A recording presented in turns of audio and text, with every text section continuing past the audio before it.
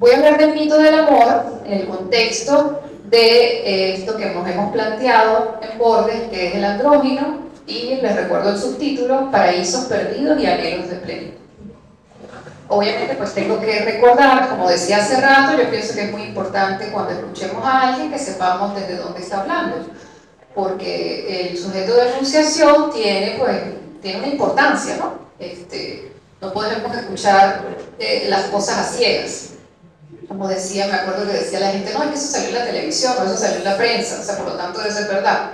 Y bueno, no, yo creo que ya hemos superado eso, ¿no? Entonces hay que escuchar cada quien de dónde viene, y afortunadamente aquí tenemos muchos sujetos de distintas disciplinas, y por eso es más rico el encuentro.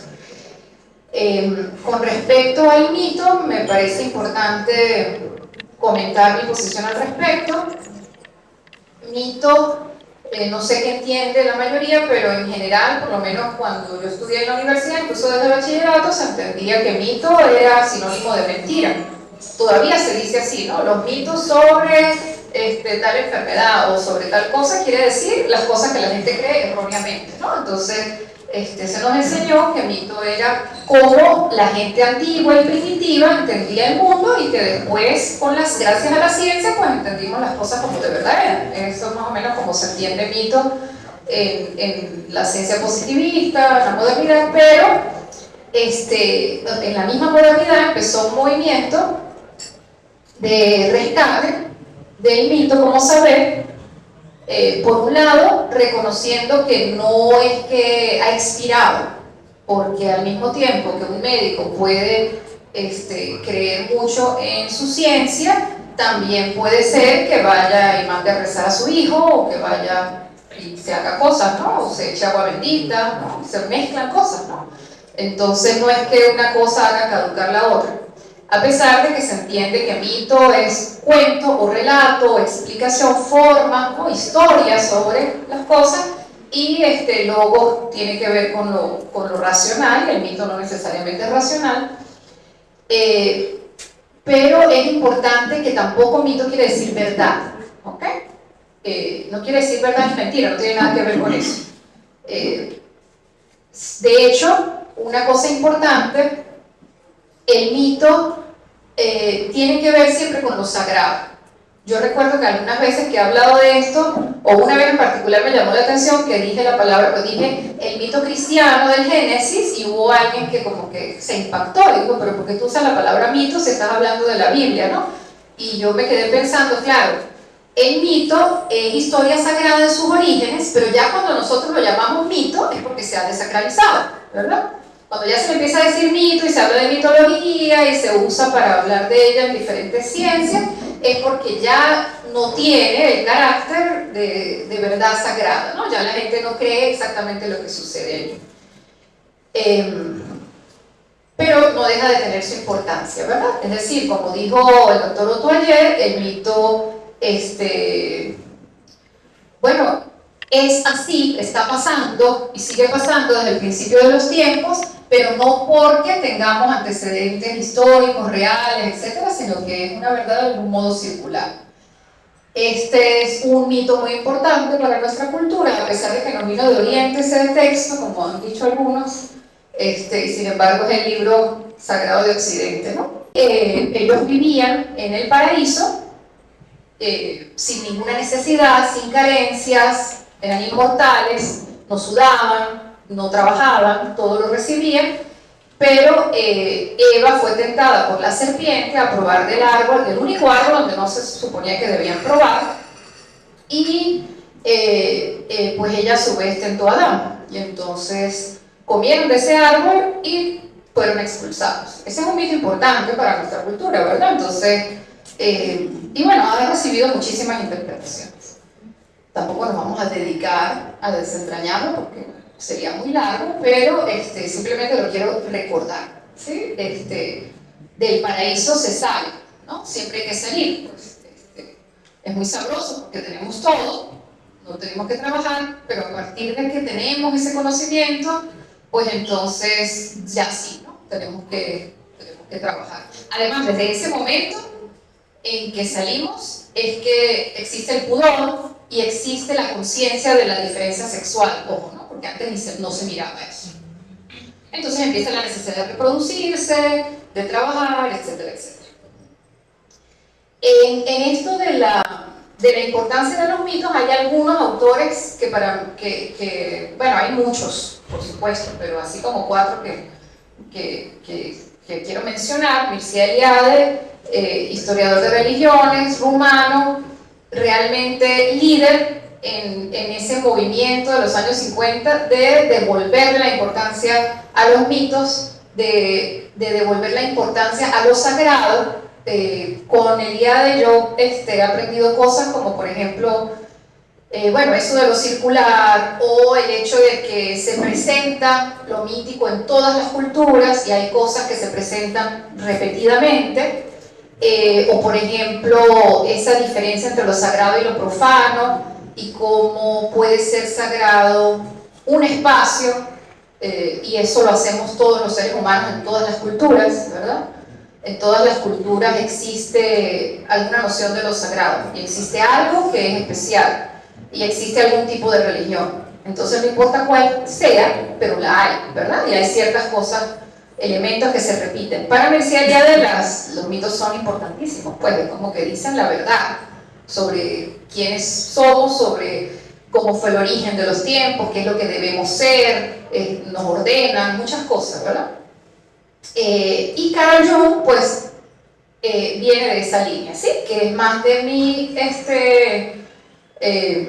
formación, porque yo vengo de la psicología, creo que se me olvidó decirlo. Soy psicóloga, soy psicoterapeuta, la ejerzo, o sea, no es que solo estudie psicología para pensar en la naturaleza humana, sino que trabajo con eso.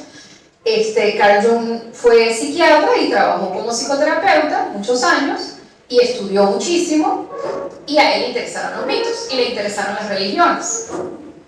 Y también veía cómo en sueños de pacientes de distintas culturas y de distintos niveles socioculturales se repetían imágenes y patrones, ¿verdad? Eso coincide con lo que estudió Mircea Eliade y con lo que estudiaron tantos otros.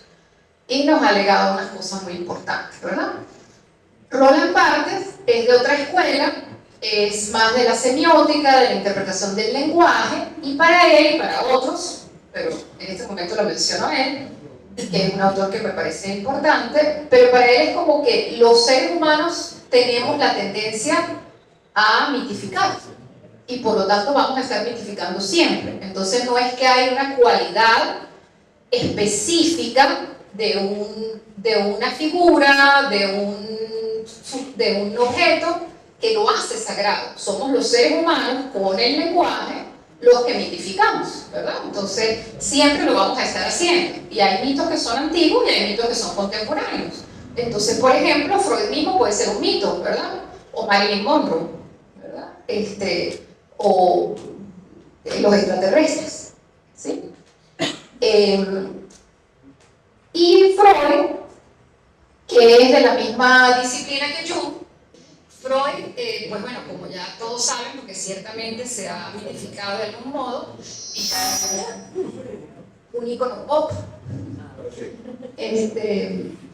pues sabemos que es como el conocido como el padre del psicoanálisis, que no es que fue el que inventó ni el que descubrió el inconsciente, pero digamos que es el que más se asocia con eso.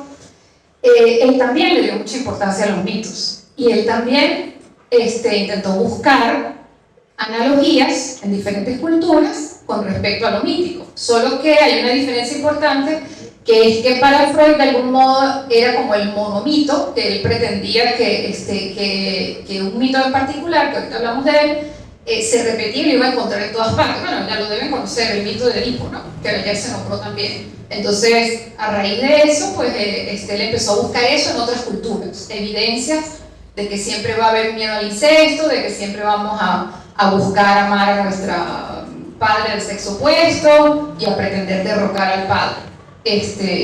Y así pues hay libros, yo tengo algunos trabajos de diferentes países, que si el Edipo africano, que si el Edipo tal, etc., ¿no? Buscándolo en todas partes. Mientras que Jung creía más en que, o bueno, mejor dicho, vio en su trabajo que hay muchos mitos y que no necesariamente nos rige uno, pues hay unos más que otros que se manifiestan y que tienen más o menos importancia en nuestras vidas. Pero lo que tienen en común Carl Jung y Sigmund Freud es que ambos pues, estudiaron las culturas y se interesaron en cómo eso afectaba al individuo. Una pequeña, por si acaso hace falta, esto de lo que hacen los académicos para diferenciar qué es el mito, por ejemplo, de los cuentos, las fábulas, las leyendas. El mito, como les decía, siempre va a empezar como historia sagrada, ¿sí? Es decir, pertenece a alguna religión, sea que nosotros la consideremos una religión digna, importante y seria o no, pero viene de alguna religión, ¿verdad? Y tiene que ver con explicaciones del universo, de la vida. Que después se hayan sacralizado es otra cosa, pero su origen es sagrado. Los cuentos tienen un origen más popular, pueden tener muchas cosas en común con los mitos, pero generalmente son menos ricos casi siempre, simbólicamente, menos cargados de cultura y pueden ser más similares entre culturas. Las fábulas están escritas o contadas con un afán siempre o una finalidad moralista, entonces tienen una intención muy clara, ¿sí? Los mitos son mucho más ambiguos, son mucho más polivalentes, y los cuentos se supone que son para entretener, aunque también hay cuentos con intenciones moralistas. Y las leyendas, la diferencia es que sí se puede rastrear su origen histórico, aunque no necesariamente. Por supuesto, ya cuando algo se vuelve leyenda, pues todo el mundo lo cambia, pero tiene su rastro histórico. Aunque Roland Barthes diría que igual todo eso es mito, ¿no? Por lo que les digo, que se puede mitificar algo, pues. Entonces, el mito que escogió Freud para describir la psique humana, el doctor Otto lo contó ayer, o sea, contó el principio, ¿no? Contó el principio de un hombre que cometió una falta y entonces toda su estirpe fue maldito. Y entonces su hijo es el que vive las consecuencias. Realmente, bueno, él también, pero su hijo vive las consecuencias porque a pesar de huir de lo que el oráculo le dijo, porque él creció, el papá, no creo que, no, el doctor Otto como que no terminó de echar el cuento ayer. Sí tuvo un hijo, a pesar de que le habían dicho que no tuviera. Porque la esposa quería, insistió, y el doctor Otto, claro, por supuesto, se hizo lo que quería la esposa, pero después, cuando se entera, lo manda, como en Blancanieves, ¿verdad? Lo manda a matar o lo manda por ahí a deshacerse de él. Pero el que se encargó de eso, pues no lo quiso hacer, le dio lástima, igual que en Blancanieves en muchos cuentos de hadas, lo deja por allá guindando. Por eso se llama Edipo, el de los tobillos hinchados, porque eso le ocasionó una lesión y pues crece en otra parte. Y él, cuando es joven, va al oráculo que le dice: tú cuando crezcas vas a yacer con tu madre y vas a matar a tu padre. Y él huye de eso. Huyendo, llega precisamente a Tebas, que es de donde él es, ¿verdad? Su origen. Pero él no lo sabe.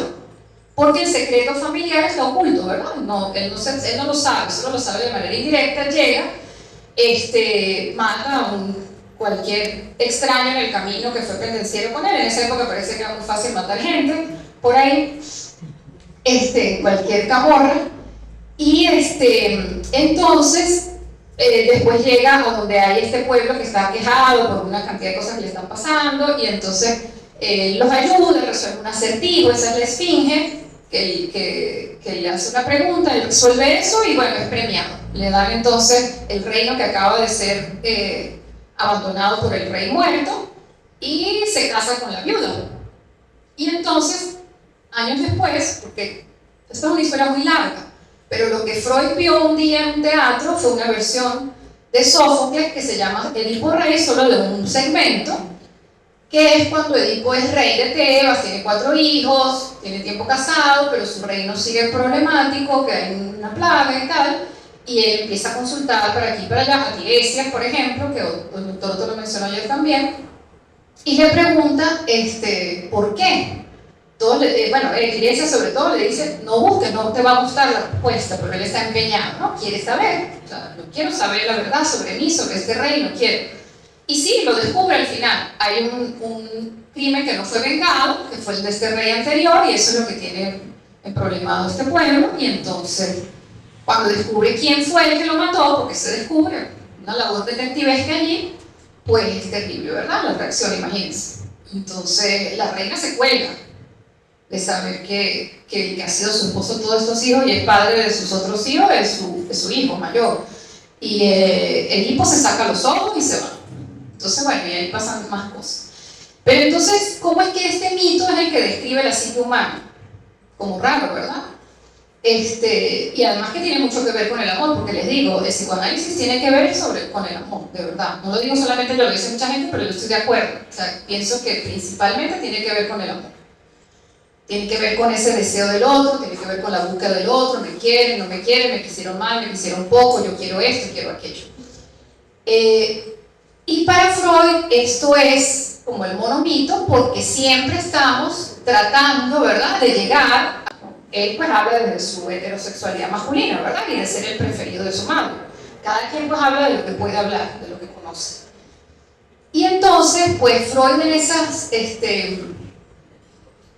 comentarios que hacía sobre el amor, que los hacía mucho porque él atendía a personas adultas que contaban sus historias infantiles y cómo eso había tenido peso sobre su vida adulta y sobre sus relaciones, y cómo inevitablemente se repetían cosas que habían sucedido en la infancia, dolores, dramas, la novela familiar de cada quien se repetía compulsivamente en la adultez. Y entonces él veía un poco como este cuadro de Magritte de la ceguera, ¿no? Y cómo nos enamoramos de inconsciente a inconsciente, y pues repetimos todos esos secretos familiares, todas esas cosas las revivimos, ¿no?, en nuestras relaciones adultas. Y entonces los que escucharon a Katiana se acordarán de la cita de Lacan. Ella creo que no la dijo esta, pero más o menos por ahí se acercó. A Otto Rosales le gusta esta: amar es dar lo que no se tiene a alguien que no lo es, ¿verdad? Y de verdad que es una cita que me gusta mucho. Lacan tiene lo suyo, de verdad, tiene muchas cosas interesantes. Y Lacan es de esa misma tradición de Barthes, de Freud, de estar pendientes del lenguaje, ¿no?, de estar pendiente del individuo y de cómo construye historias en lo personal, y cómo se enreda, ¿no?, se enredamos, ¿verdad?, y vamos tratando de construir, de hacernos sujetos en la interacción con el otro, y pues tenemos nuestros dramas y tratamos de resolverlos con el otro. ¿Por qué hablo de esto? El seminario se llama El Andrógino, y pues yo me imagino que ya la mayoría sabe de este mito, no lo voy a repetir así por completo. ¿O sí? ¿Sí lo saben? Ok, bueno, entonces pero bueno, digamos que según este mito y según muchos otros, nosotros hubiéramos querido que hubiese más mitos de otras culturas, pero pues obviamente sobre los mitos griegos es que hay más información, entonces es más fácil estudiarlos. Y este mito en particular entonces dice que alguna vez fuimos completos y que por orgullo, por soberbia, nos separaron, y que vivimos en el anhelo del otro, de la otra mitad, ¿sí? Y eso nos marca. Es nuestro destino, la sensación de estar incompletos. Y eso, como mito del amor, es planteado en el banquete de Platón, que es muy famoso, un diálogo de pensadores que se ponen a hablar qué es el amor, empiezan a tomar, a comer, y bueno, yo pienso esto, yo pienso aquello, yo pienso lo otro. Yo les quiero recordar solamente, para no repetir todo el cuento, que esto no es que lo dice Platón, ¿sí? O sea, no es que lo dice Sócrates, perdón. Platón echaba los cuentos y decía, fulano dijo esto, fulano dijo lo otro, pero generalmente para rebatir, ¿verdad? Él no cierra con este mito. Este mito lo dice, o esta historia, o esta descripción del amor la dice Aristófanes, que es un comediante que Platón y Sócrates no tenían en tan buena estima. Entonces me parece importante esa acotación, ¿verdad? Que probablemente, al menos para Platón, y al menos en ese diálogo, no era la verdad, era una de las posiciones sobre el amor. Hay una parodia de ese mito que hace el fotógrafo venezolano Nelson Garrido, El Hombre Bola, una serie fotográfica, un tipo genial. Por cierto, estuvo en un seminario Gordon en el 2013. Y bueno, burlarse un poco, bueno, ¿cómo seríamos, no? De verdad, si fuéramos ese hombre bola. Y yo quiero recordar lo del inicio, lo del paraíso cristiano, y pensar, ese hombre bola es una imagen del paraíso, ¿verdad? De la totalidad, la cual no falta nada, tenemos todo, tenemos absolutamente todo, no hay hambre, no hay frío, no hay dolor, no hay carencia, no hay falta. Y pues, ¿qué otra imagen tenemos de ese paraíso? ¿Qué otra imagen hay? Esto no es original mío, obviamente, pero yo me conecto con esa imagen del paraíso.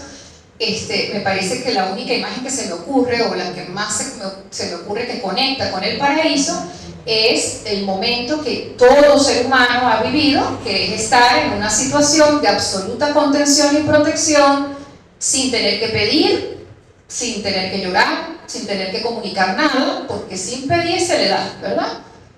No hay hambre, no hay frío, no hay miedo, no hay absolutamente nada de eso. Todo empieza cuando salimos. Entonces, algunos estudiosos han dicho, bueno, todos queremos volver. Y esa es a lo mejor, en parte, una analogía del paraíso. Por otro lado, todas esas mitologías y todas esas historias sobre el paraíso, empezando por la cristiana, que es la que más tenemos cercana,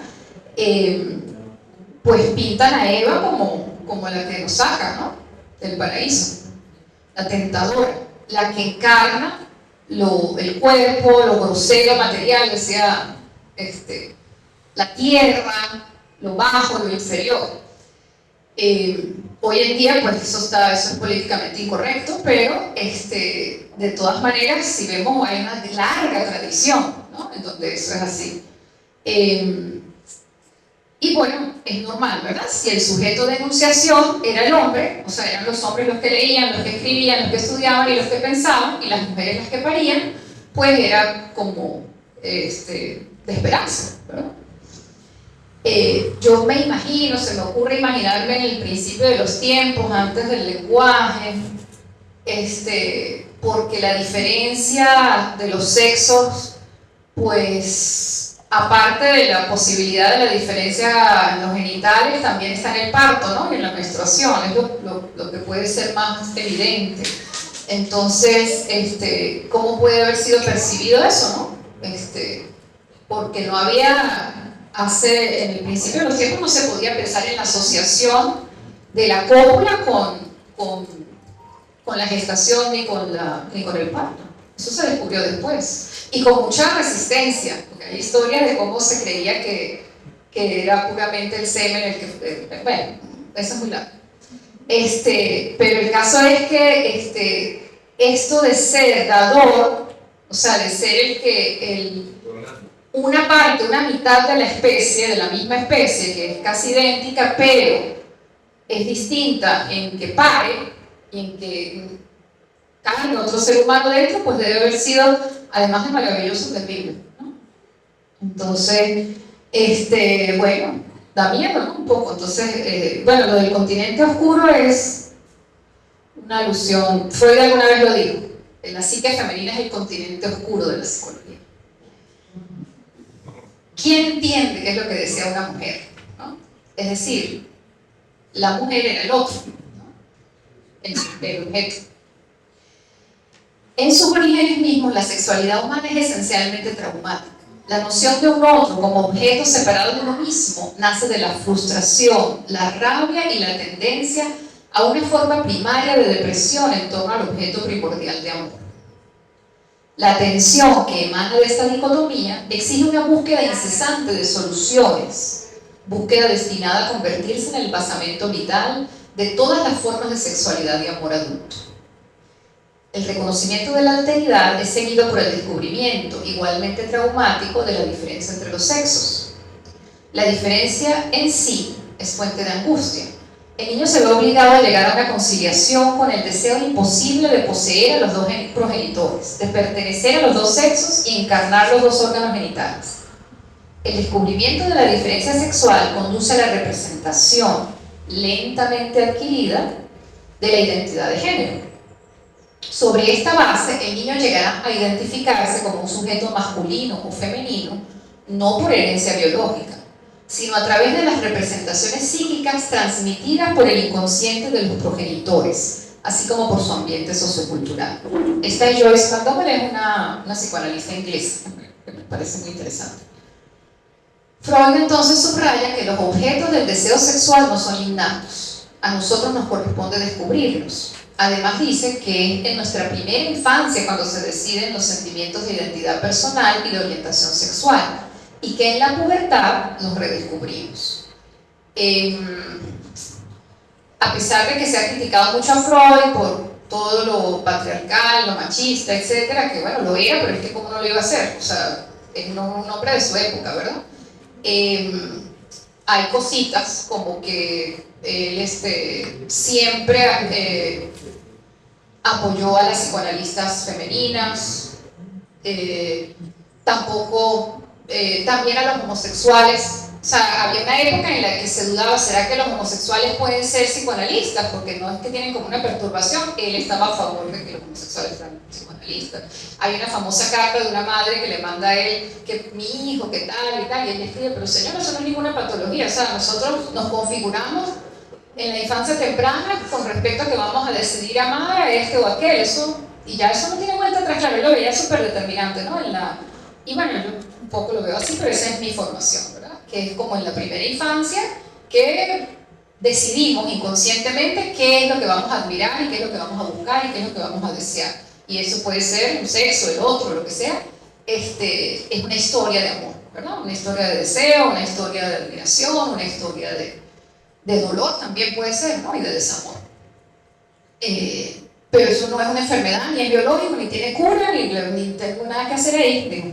Entonces, no tengo nada, no la puedo ver en nada. Y entonces, a propósito de que la mujer es el otro, a pesar de que él, bueno, tenía estas cosas muy interesantes en cuanto a que se cuestionaba, por supuesto Jung también, pero digo hablando de Freud porque es más criticado, se cuestionaba, iba para atrás, para adelante, escribía. Uno puede leer la evolución de Freud, del pensamiento de Freud a lo largo de su trabajo, pues siempre se mantuvo esto de la mujer como objeto de fantasía, ¿no? Y entonces hay cosas como estas obras que me parece interesantísimo, ¿no? Que es contemporáneo con los inicios del psicoanálisis, de Eduard Munch, que es el del grito, por cierto, la mujer y sus etapas. O, lo agregué hace rato porque nombraron ayer a Elena. Entonces, bueno, qué imagen de que la mujer que puede iniciar la guerra, ¿no? Y entonces además el cuadro, que por cierto es realizado por una mujer, la pone como, bueno, vanidosa, viéndose al espejo, ¿no? O sea, y Freud en alguna parte dice que amamos diferente los hombres y las mujeres, porque entonces la mujer es más narcisa, porque le importa más ser amada, y el hombre es el que ama, etc.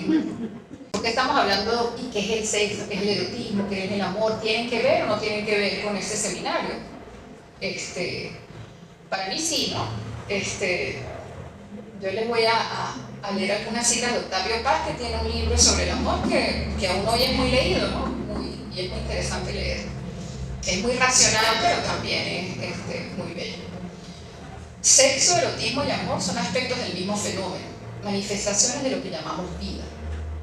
El más antiguo de los tres, el más amplio y básico, es el sexo. Es la fuente primordial. El erotismo y el amor son formas derivadas del instinto sexual, cristalizaciones, sublimaciones, perversiones y condensaciones que transforman a la sexualidad y la vuelven muchas veces incognoscible. Como en el caso de los círculos concéntricos, el sexo es el centro y el pivote de esta geometría pasional. La primera nota que diferencia el erotismo de la sexualidad es la infinita variedad de formas en que se manifiesta, en todas las épocas y en todas las tierras. El erotismo es invención, variación incesante. El sexo es siempre el mismo. El protagonista del acto erótico es el sexo, o más exactamente los sexos. El plural es de rigor porque incluso en los placeres llamados solitarios, el deseo sexual inventa siempre una pareja imaginaria, o muchas. En todo encuentro erótico hay un personaje invisible y siempre activo, la imaginación, el deseo. En el acto erótico intervienen siempre dos o más, nunca uno. Aquí aparece la primera diferencia entre la sexualidad animal y el erotismo humano. Solo los hombres y las mujeres copulan con íncubos y sucubos. Las posturas básicas, según los grabados de Julio Romano, son 16. Pero las ceremonias y juegos eróticos son innumerables y cambian continuamente por la acción constante del deseo, padre de la fantasía. El erotismo cambia con los climas y las geografías, con las sociedades y la historia, con los individuos y los temperamentos, también con las ocasiones, el azar y la inspiración del momento. Si el hombre es una criatura ondulante, el mar en donde se mece está movido por las olas caprichosas del erotismo. Y esta es otra diferencia entre la sexualidad y el erotismo. Los animales se acoplan siempre de la misma manera. Los hombres se miran en el espejo de la universal copulación animal. Al imitarla, la transforman y transforman su propia sexualidad. Por más extraños que sean los ayuntamientos animales, unos tiernos y otros feroces, no hay cambio alguno en ellos. Bueno, los biólogos le pueden criticar eso, después me dicen si es verdad. El palomo surea y hace la ronda en torno a la hembra. La mantis religiosa devora al macho una vez fecundado. Pero esas ceremonias son las mismas desde el principio. Aterradora y prodigiosa monotonía que se vuelve en el mundo del hombre aterradora y prodigiosa variedad. En el seno de la naturaleza, el hombre se ha creado un mundo aparte, compuesto por ese conjunto de prácticas, instituciones, ritos, ideas y cosas que llamamos cultura. En su raíz, el erotismo es sexo, naturaleza, por ser una creación y por sus funciones en la sociedad, es cultura también. Uno de los fines del erotismo es domar el sexo e insertarlo en la sociedad. Sin sexo no hay sociedad, pues no hay procreación, pero el sexo también amenaza a la sociedad. Como el dios Pan es creación y destrucción, es instinto, temblor, pánico, explosión vital. Es un volcán y cada uno de sus estallidos puede cubrir a la sociedad con una erupción de sangre y semen. El sexo es subversivo, ignora las clases y las jerarquías, las artes y las ciencias, el día y la noche. Duerme y solo despierta para fornicar y volver a dormir. Nueva diferencia con el mundo animal. La especie humana padece una insaciable sed sexual y no conoce, como los otros animales, periodos de celo y periodos de reposo. O dicho de otro modo, el hombre es el único ser vivo que no dispone de una regulación fisiológica y automática de su sexualidad. Y a esto quiero agregar que los seres humanos también podemos ser perfectamente asexuales, cosa que los restos de animales no lo hacen, ¿verdad? Entonces, eso está entre nuestras particularidades. Esta figura del andrógino que hemos estado siguiendo todo este tiempo, en estos 2 días y esta mañana, pero en el grupo de investigación nuestro ya tenemos varios meses leyéndolo. Hemos citado a Jean Livy, un francés que hace un estudio que realmente me gustó bastante ese trabajo, yo creo que lo disfrutamos bastante, porque revisó desde la literatura, la filosofía, el psicoanálisis, las religiones, lo artístico, la moda, etc., el tema de los freak. Entonces fue como bastante amplia la lectura, por eso caben cosas como lo que nos presentó Brandon, por ejemplo, o Annie, ¿sí? Porque no se trata solamente de los sexos humanos, pero sí se trata de la alteridad, y sí se trata del tema de lo binario y de lo dual. Entonces, ontológicamente hablando, y mucho más allá de toda referencia a la sexualidad, hay un deseo del otro, o como mostró Hegel, que también lo citaba Katiana hace rato, un deseo de sí mismo por sí mismo a través del otro. Lo mismo se concibe, se busca y se moldea solamente en la mediación con el otro. Y es que en efecto la alteridad se presenta como existencia independiente y como exterioridad radical a la del sujeto. De entrada es aquello por lo cual la libertad del yo se experimenta como limitada. En la confrontación con el objeto, el yo hace consigo mismo la prueba de la carencia. En otras palabras, se revela a sí mismo como carencia de esencia. Entonces, bueno, tal vez soy muy limitada en mis citas o me falta también redactar un poco a mí, pero para mí la belleza de este mito, y como lo pasé a Libis, es esa conexión tan grande que tiene con lo sexual, pero también lo simbólico, y el andrógino es símbolo por excelencia de los opuestos, de la unión, y los trasciende también, ¿no? Y entonces, también él dice en algún momento, que bueno, no lo habrá inventado él, pero me gustó mucho esa frase, el amor es o la ilusión, cuando nos enamoramos. El amor es la mejor cura para la enfermedad de la existencia. Cuando nos enamoramos, ¿verdad? Pues sentimos que estamos completos. Y eso nos alivia del malestar de existir, porque es que realmente estamos incompletos, ¿verdad? Somos seres falentes, vacíos. Y entonces en la ilusión del amor, en el encuentro con el otro, pues eso por un momento se cura, fugazmente, mientras, como el amor es eterno mientras dura, ¿verdad? Y pues en una visión un poco más amplia de Eros, digo, no solamente el enamoramiento con una pareja, aunque es como la más intensa o la más paradigmática o emblemática, pero Eros, al ser el conector, pues se manifiesta en cualquier, en ese riesgo de mí hacia el otro, ¿verdad? De saber que necesito del otro, que deseo estar con el otro. Entonces, si Freud nos echó un poco la vaina de identificarnos con esto de que andamos todo el tiempo buscando lo que no sabemos y estamos todo el tiempo ciegos y repitiendo el pasado y que estamos condenados a repetir y a enamorarnos mal, es decir, a enamorarnos desde la patología. Claro, la patología se oye muy feo, pero patos es emoción, ¿no? Es pasión. Entonces, bueno, nos enamoramos desde el patos, nos enamoramos desde nuestras novelas familiares, desde nuestras herencias, porque eso es lo que tenemos, pero Freud pues siempre nos vio como condenados, ¿no? A esa ceguera. Y que bueno, lo que más que podemos aspirar es a iluminarnos un poco, a adquirir un poco de conciencia, pero al final nos tenemos que adaptar a esta sociedad enferma y trabajar y hacer lo que podamos, ¿no? Pero hay otras posibilidades, pienso yo, ¿no? Jung, que no era tan pesimista, materialista como Freud, era humanista y espiritual, pues creía un poco más, ¿no? En el poder de la evolución humana. Y recordemos, entonces, les quiero recordar que el banquete no termina con ese mito del andrógino, de que yo ando por ahí penando y buscando mi otra mitad para poder ser feliz y que estoy condenado a eso, ¿no?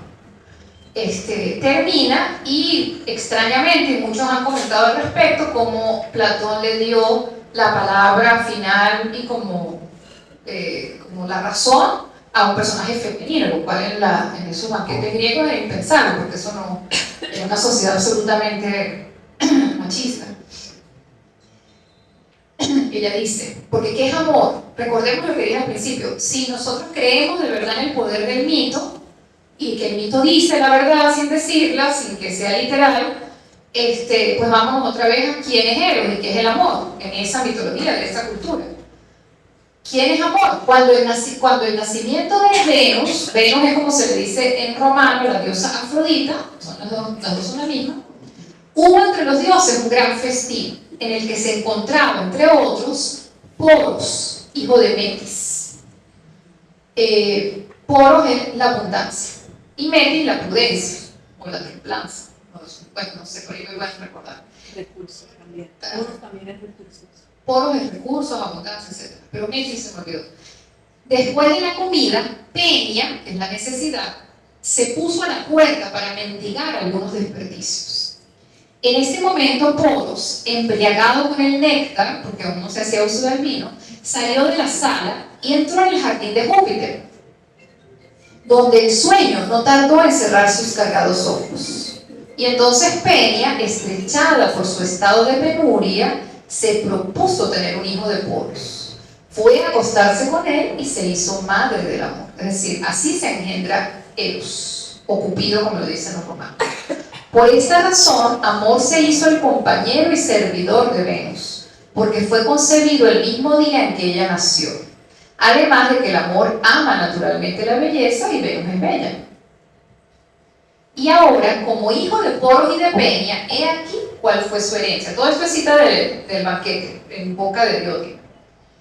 Por una parte, es siempre pobre, y lejos de ser bello y delicado, como se cree generalmente, es flaco, desasiado, sin calzado, sin domicilio, sin más lecho que la tierra, sin tener con qué cubrirse, durmiendo a la luna, junto a las puertas o en las calles. En fin, lo mismo que su madre, está siempre peleando con la miseria.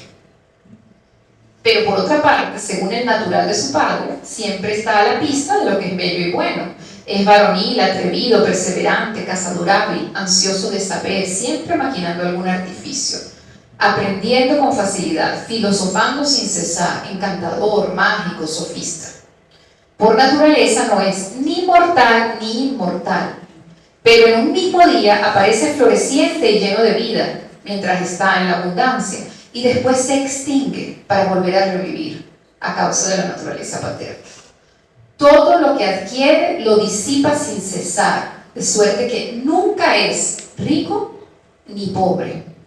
Ocupa un término medio entre la sabiduría y la ignorancia, porque ningún dios filosofa ni desea hacerse sabio, puesto que la sabiduría es ajena a la naturaleza divina. Y en general, el que es sabio no filosofa. Lo mismo sucede con los ignorantes. Ninguno de ellos filosofa ni desea hacerse sabio, porque la ignorancia produce precisamente el pésimo efecto de persuadir a los que no son bellos, ni buenos, ni sabios de que poseen estas cualidades. Porque ninguno desea las cosas de las que se cree provisto, ¿verdad? Bueno, esto mismo. Entonces, pues quería rescatar ese nacimiento de Eros y esa descripción de Eros otra vez. Eros entonces ni rico ni pobre, ni bello ni feo, ni bueno ni malo, ni Dios ni mortal. A mí me recuerda a Hermes en muchas cosas. Eros es el conector, ¿verdad? Eros es esa fuerza que nos saca de nosotros mismos hacia el otro, y es la única manera, ¿verdad?, de que podamos llegar a la integración.